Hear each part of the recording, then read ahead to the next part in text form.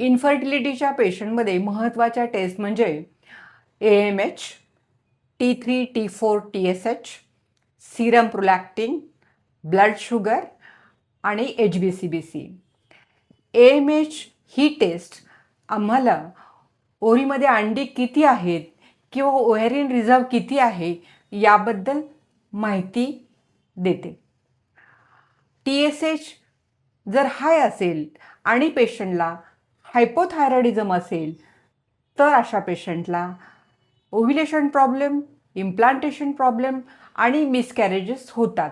आणि हे सगळं प्रिव्हेंट करण्यासाठी TSH नॉर्मल ठेवणं अत्यंत गरजेचं असतं. हायपरप्रोलॅक्टेमिया किंवा हाय लेवल ऑफ प्रोलॅक्टिन असेल तर पेशंटला menstrual problems, amenorrhoea, oligomenorrhoea, ovulation problem, implantation problem होतात.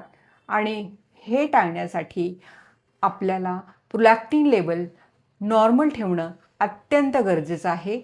आणि हे सगळं आपल्याला योग्य प्रकारचे मेडिसिन दिले तर अचीव करता येतं.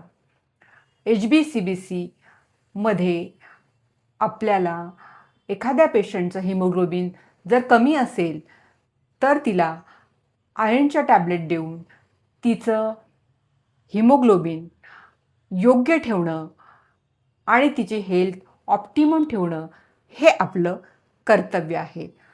जर एखाद्या पेशंटचं ब्लड शुगर हाय असेल, तिला बॉर्डरलाईन डायबिटीस असेल तर असे पेशंट आपण प्रेग्नंट होण्यापूर्वीच ट्रीट करणं आणि त्यांची योग्य ट्रीटमेंट देणं अत्यंत गरजेचं असतं.